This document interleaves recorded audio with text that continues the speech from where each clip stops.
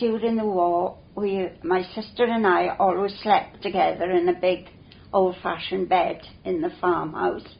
And in the nights, we'd be lying in bed and the Spitfires off the drome would take off.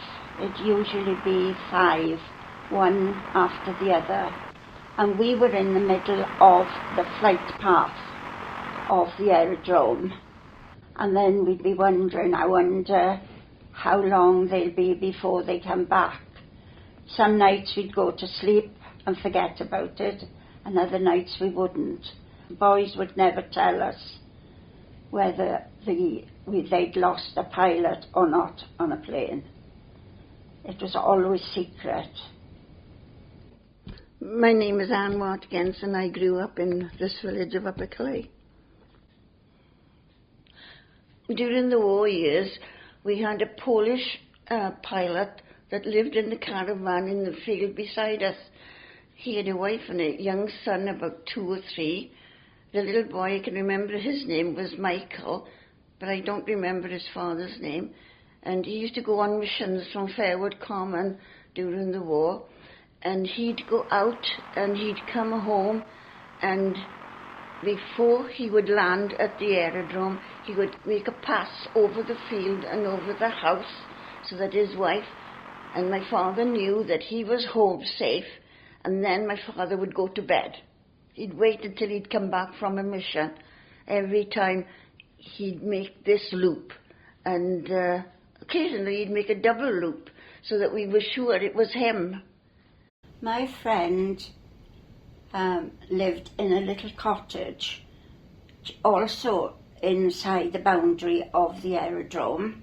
Her dad worked on the aerodrome as well, and we, as a family, there were 7 children. There were 5 girls and 2 boys, and Pam, my friend, her sister Audrey, and her brother Gordon went to the cinema down in the middle of the aerodrome. And the boys and the girls, the WAFFS, all were lovely. They used to give us comics and sweets, and we used to have a wonderful time. Once a week we'd go to the cinema.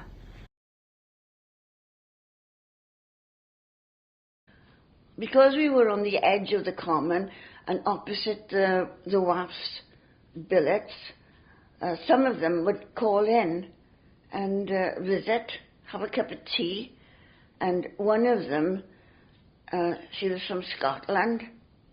She stayed and she married a village man, and his son is Billy, but his mother was called Lillian, and she was lovely. Hello, my name is Pat Morris, married to Bill Morris for 50-odd years. Leonard was living at home at the time and helped his mum and dad with the milk round and the animals down the field. But then 1939-1940, the RAF took over the field to build officers' mess and latrines and all that thing for the people working over at the airport. Because the airport was very sensitive to anybody, approaching it, the access roads had barriers across them with soldiers or Air Force people manning it. But because Leonard had cattle on the common, which he had to see every day, he had a pass that he could use, so he could just show the pass and go in onto the common. And because of that, he could have access then to the actual airport itself. And he was able to meet all the pilots and the workers over there. And they had great fun by the sound of it, going to the beer and meeting all the girls there. And that was when he met a special girl that he married, a Scottish girl from Aberdeen, who was in the WAFFS. And she'd come down at the beginning of the war. And she was packing parachutes, I believe. I'm not sure what else went on over there.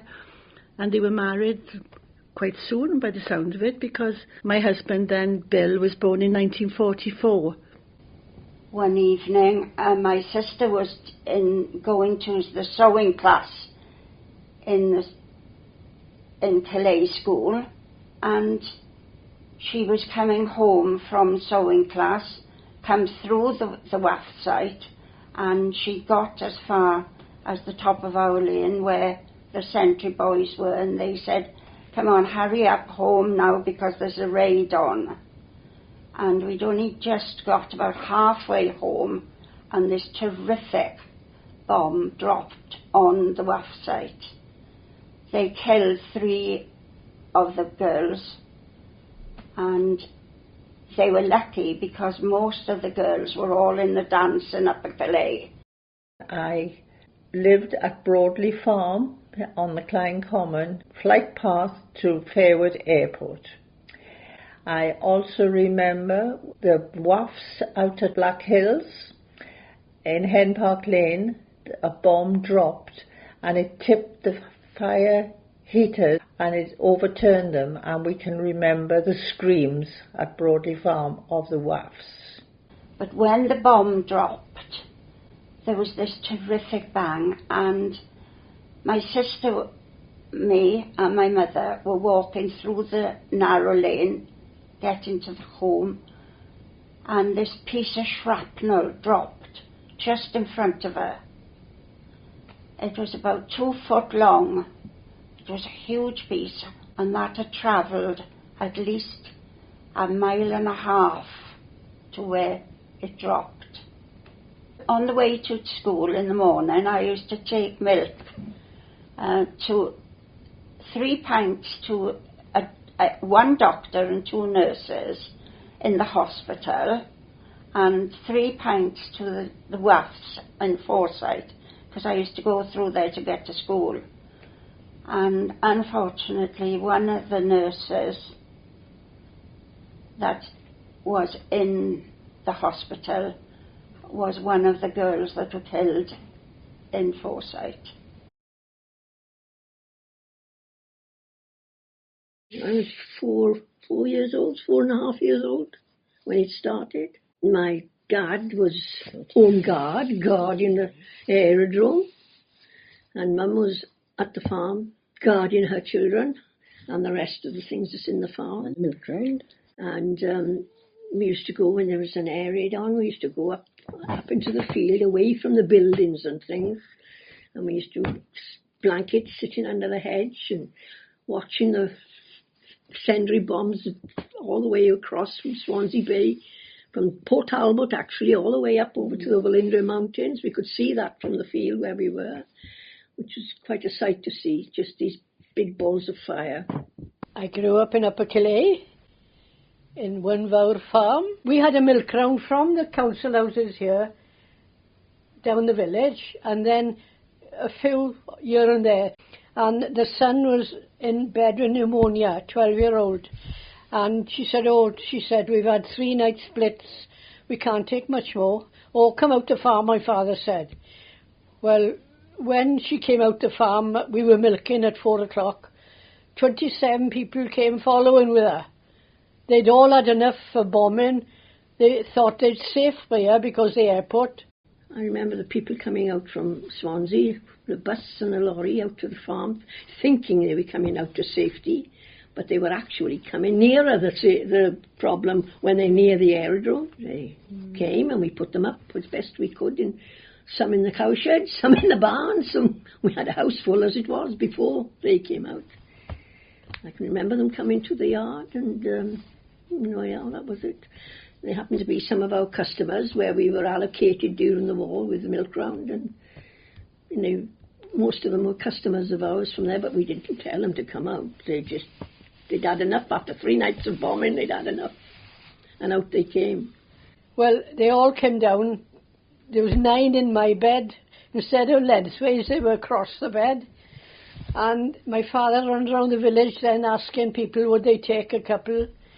They'd had 3 night splits, and they were petrified to stay in Rodney Street and that area like. And the following morning then, they'd never had a blitz that night.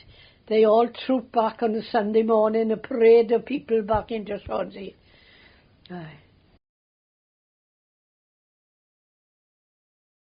One of the things that my sister Gwenver and I used to do, which really we should not have been doing, but the boys, the pilots used to have a thing what they used to call a practice, and they'd have a target behind the plane, and that was a big long piece of material in a long tube, and they used to fire at that out over the sea, and when they'd be coming back after being out practicing, sometimes they'd come over the top of the house and there'd be a target. Sometimes we could tell whether it was loose or not, and my sister would say to me, "Come on, quick, let's go, I think there's a target coming loose."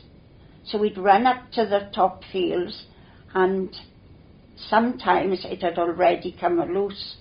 We didn't have very much clothes in those days because we had to have clothing coupons. But fortunately my sister used to run everything up on the old-fashioned sewing machine with a turning handle. So with this particular day we went up, and my brother was ploughing in the next field, and we shouted and we said, "We got one of the target, well, you better get back to the barn and hide that out of sight, because I'm not going to tell lies over you if the SPs come here looking for it." And when we would try to carry this back to the barn to hide it, but when we got it there, it was an absolute beautiful piece of lovely cream linen, and it had only 2 holes in it. My grandfather used to go out in the morning to pick up flares which were dropped. They were like silk handkerchiefs, and we used them as handkerchiefs then when he'd come in the morning. My sister used to dye the material so that we couldn't go out in the cream colour, because we were afraid that the Air Force people would know the material. My sister would dye the material, and in those days we couldn't get dyes. My elder sister had a dress, pink, and she used beetroot, and I had a cream, very deep cream, almost tan colour, and she used onion peelings and leaves off some of the oak trees, and boil those, and then boil the linen in that, and that's what she used to do.